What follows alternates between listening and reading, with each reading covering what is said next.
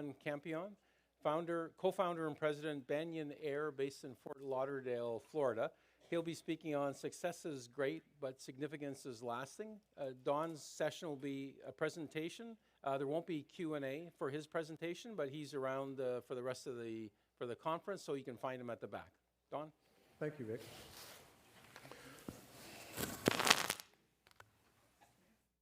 I'm here as a result of great mentors, a wonderful wife, and an incredible team at Banyan Air. And I'm humbled to be present with so many leaders today, taking your time to be here. And I appreciate that. Thank you. God has given us all unique gifts, and we must seek our purpose, how we're going to use those gifts in bringing value to the world. There are seeds of greatness in every one of us, but we must be willing to risk and to create something new for the good of others. My purpose is to love God, to love others, and to make a lasting difference. Our culture at Banyan Air Service is built on trust and teamwork as we pursue excellence in business aviation at Fort Lauderdale Executive Airport in Florida. We have just over 200 teammates.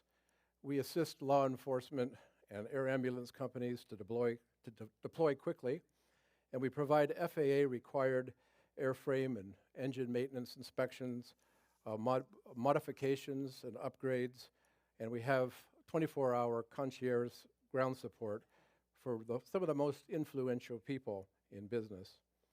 Having been raised in a small village in the bush in southwest Nigeria, I've been truly blessed over the last 43 years to build an aviation business that's integral to the fabric of Fort Lauderdale.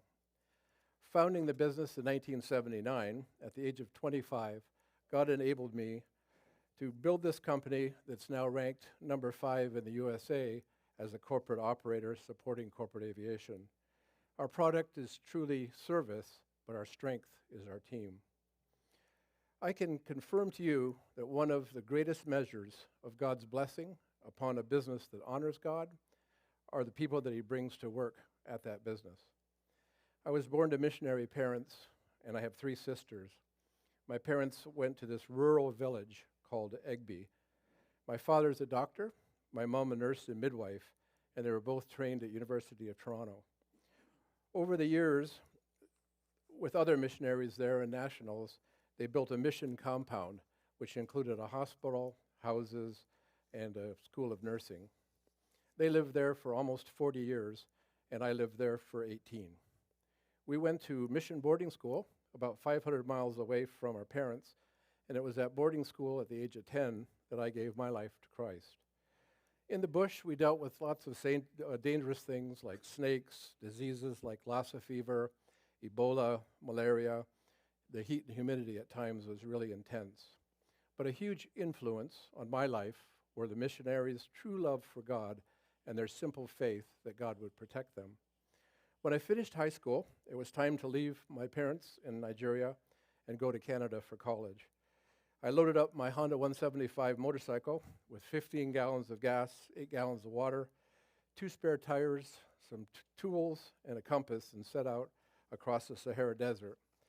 I rode from Nigeria to London. I sold my bike in London and then went to Toronto for pilot training and aircraft maintenance training at Seneca and Centennial College here in Toronto. After college, I moved to Fort Lauderdale in 1979. I did some contract flying throughout the Bahamas and Caribbean and started Banyan as a little maintenance company and named it Banyan after the trees around our village. With no industry experience and no finance backing, I took on several partners, and over the years, thinking that those partners would bring additional revenues and profits, but that wasn't the case. Why? Because we did not have or rally around a united vision or united values. In 1987 and 1999, I bought out my partners and clung to the promise in Proverbs 16:3. Commit to the Lord whatever you do, and He will establish your plans. I dedicated our business to God with that desire to strive for business excellence, and our business took off. I believe excellence at work is a form of worship and an appreciation to God for the gifts and the talents that He has given to us. And I have found that being in business for the glory of God adds an elevated purpose to my career, and I feel our company competes for a greater cause. Our culture at Banyan is driven with a desire to work together, grow together so that we can win together. Talents win games, but teamwork wins championship. When your values are clear, making decisions also becomes easier. And I believe that the clarity among our team produces a huge competitive advantage in the marketplace. If I had to pick one key to success in business, it would be create a service culture. Hire service leaders. Leadership's not about rank and title, it's about action and example. One of my favorite definitions of leadership is the ability to help individuals and organizations surpass themselves. The authority by which Christians lead companies is not power, but love, not force, but by example. In fact, a great business plan to follow are the fruits of the Spirit that we found in Galatians 5. Spirit such as love, joy, peace, kindness, faithfulness, all great pillars in a business. A service culture is much more about serving the customer with excellence. It's also about serving one another. With our business humming at Banyan, in 2008, I decided to take my wife, Sue Ann, to Nigeria, where I grew up, just to show her where I grew up.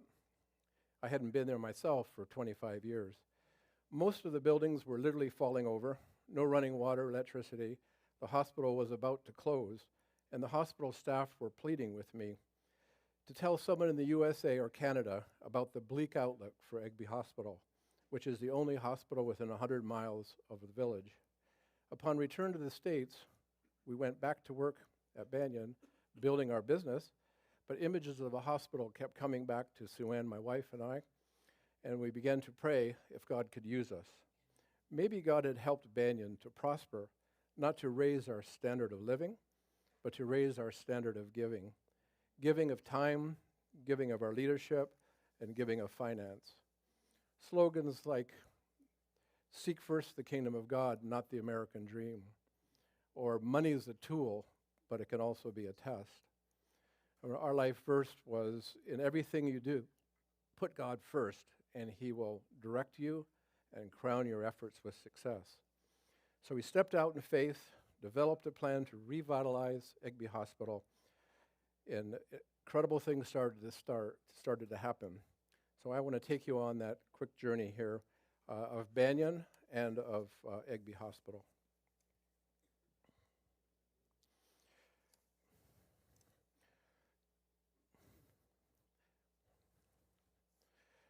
Nigeria got its independence from England in 1960. About 210 million people in Nigeria, 120 living on about $1.25 a day. My parents met as teenagers, and as teenagers decided they wanted to be lifelong missionaries.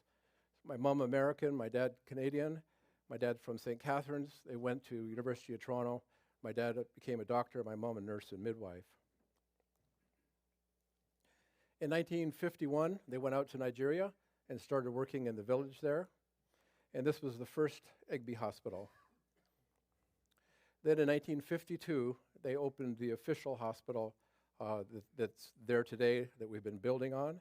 And that hospital started to really grow as other missionaries now started to join them and the Nigerians. The mission they were working for is SIM. Their headquarters, serving and mission, is right here in Scarborough. And they had a fleet of airplanes that used to come, land on the mission stations, take us off to boarding school. I love to spend time in the bush with my sisters and also with a lot of the villagers that I grew up with. So here I am at 19 years of age, where I decided that I would then cross the Sahara Desert. So setting out across the Sahara, there's about 1,000 miles of sand where the road is just a 55-gallon barrel every 5 kilometers. And you encountered a lot of dust storms and very few people going in either direction.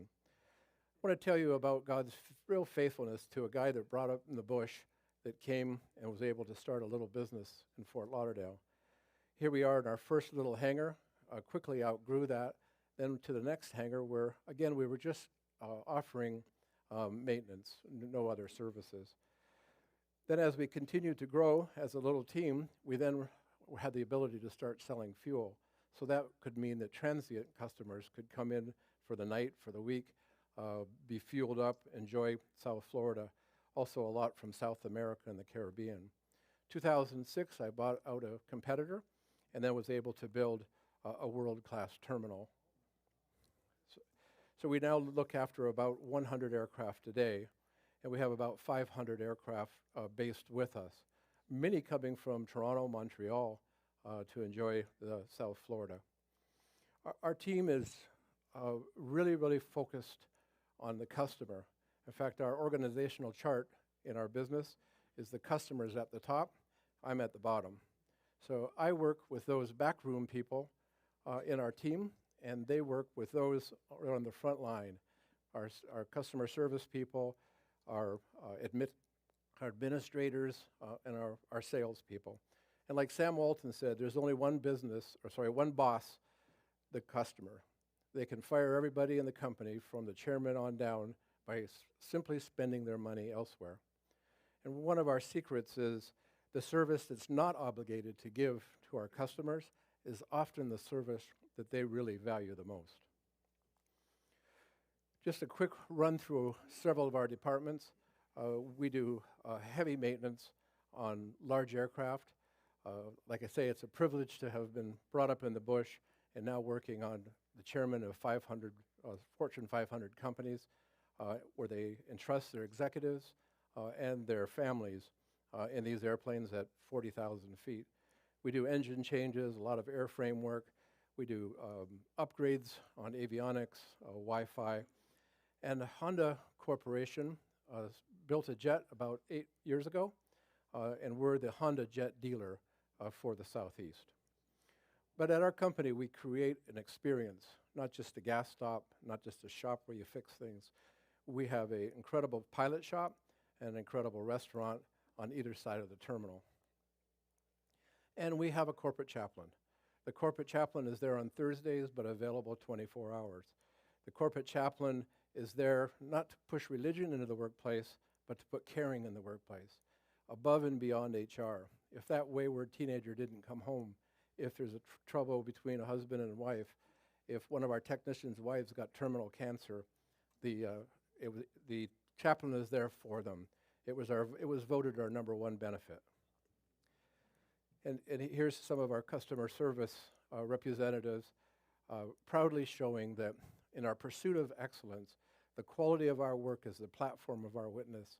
And if we can be recognized as one of the top 5 corporate aviation companies in the country, we give God all the glory. As it relates to disasters, whether there be a hurricane in Florida or in the Bahamas, earthquake in Haiti, we quickly open up our hangars and we become that air bridge to that disaster. Have lots of fun times too. When they have Super Bowl in Miami, we have at least 150, 100 jets come to enjoy the game. And then of course, Christmas, Thanksgiving, Halloween, we really enjoy those times. This is one of my favorite charts where the foundation of our business is trust and teamwork. But then as leaders, building a productive environment, that is having the tools, having cohesive leadership, and having a real clear connection of what the teammates need in order to get the job done. Then capable people. Trust them as partners in the business. A clear plan. Help your people help you develop the plan because they know the customer probably better than you. Satisfied customers, providing that excellent service in order to earn lifetime loyalty. And a world-class operation can only be built on systems, best practices, and procedures. Much like our business anyway, aviation is founded on procedures if you incorporate them into the business. So we really focus on those first 3 layers, and as a result, the financial results are there. Let me quickly take you to what God called us to do back in 2010, the rebuilding of Egby Hospital and the College of Nursing. So whether they're volunteers or missionaries coming from Canada, UK, or USA, we all meet in Frankfurt, and then we fly to Abuja and then we start that 8-hour journey to the mission station. It's only 200 miles, but the roads for the last 75 miles are just absolutely horrendous. We're always met with open arms. The community, the village is so excited to be part of seeing their hospital come back. A young couple from Colorado, construction manager, and a hostess for the volunteers were our first missionaries in 2011.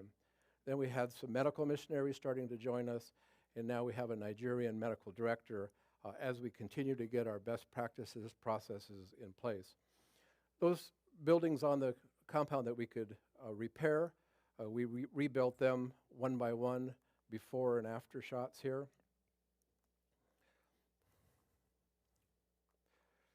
And then once we had some comfortable living, a fair amount of electricity, like 8 hours a day, and some clean water, then we started to revitalize the hospital because we had places for people to stay.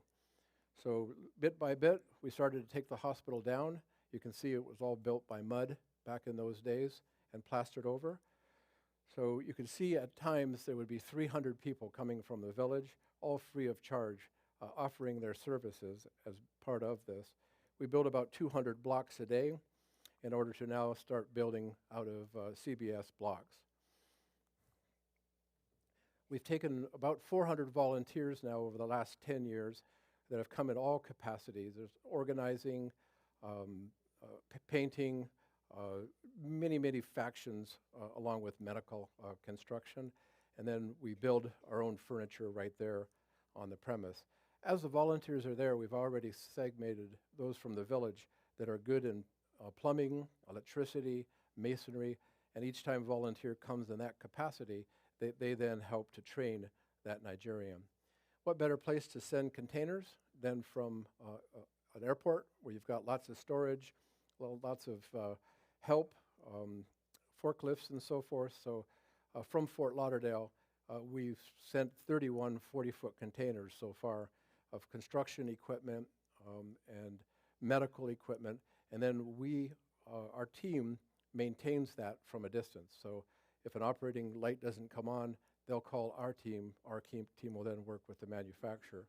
Use those containers then for housing and for shops and so forth.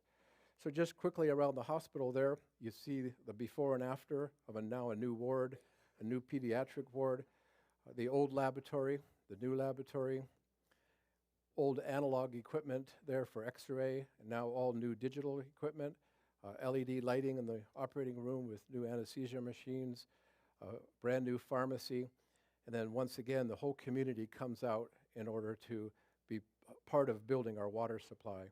Here's our filter system, all help built by the community there in order for us to have water right through the dry season. 3 diesel generators backed up by solar power in order to run our incubators and our suction machines and oxygen. And then in 2017, we were able to open the hospital back up for that whole region. So 70 years later, that hospital is now there to serve that region, and we're hoping that it'll be for another 70 years. We're now seeing 1,600 patients a month, doing about 50 surgeries, about 45 babies born there each month, and just a huge impact on the community.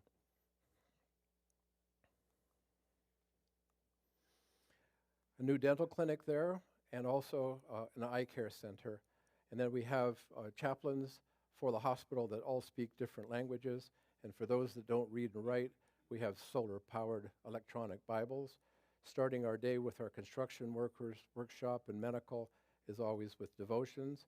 And those that do come to know the Lord, our chaplains baptize them and then start working with them. It's a 50-acre compound now with about 80 buildings. And then we started in 2019 to revitalize the School of Nursing. 300 nurses in training there. And then we went to build new dormitories and completed that just recently with actually 4 dormitories, study hall, dining hall. And these are the old dormitories that were right beside their classrooms in the past. So we've knocked out the rooms in those buildings and made those now into classrooms. So we have an academic center and a residential center. Took down some of the old buildings and built also an administration building. So these are the old dormitories that are now classrooms and offices. Graduating 50 nurses a year. In those 3 years, many of them come to know the Lord, having come from all over Nigeria. Then they go back to their villages and towns as the hands and feet of Jesus, and hopefully as strong Christians. We have a family medicine residency program where 6 doctors are there for 4 years, completing their residency training. About 150 staff at the hospital, and then about 100 in construction, all backed up by our team at Banyan Air Service. So in closing, our purpose at the hospital and the school is to share the love of Christ as we provide medical and training excellence in a very rural environment, ensuring sustainability through mentors and technology. And what that means is, in this day and age, we soon are going to be having virtual training and telemedicine, have many Christian universities that are coming alongside us, and also surgeons, pathologists, nursing educators that want to be part of the program from Canada and from the USA. I was just in Nigeria. I go there about 3 times a year, but we were just there 3 weeks ago. The next chapter in your life is not written yet, so I'm hoping that my experience will challenge you to question how you can leverage your talents and enhance a lasting mission. And just 3 weeks ago, we had the 3rd celebration of life in Nigeria there of both my parents who passed away in St. Catharines at the age of 97 just this year. But it was obvious to me when hundreds came out to celebrate their life in the town of Egby that they had not even been there for 30 years. So we're really all called not to the ministry in particular, but to a ministry. And you don't have to lead a project like this, but with your leadership ability, if you work with a nonprofit, if you work in the accounting department, help them with marketing, there are so many things that a charity or individuals can use with your mentorship. What we leave behind is not what is engraved on a stone monument, but what's woven into the lives of others. Thank you for this honor.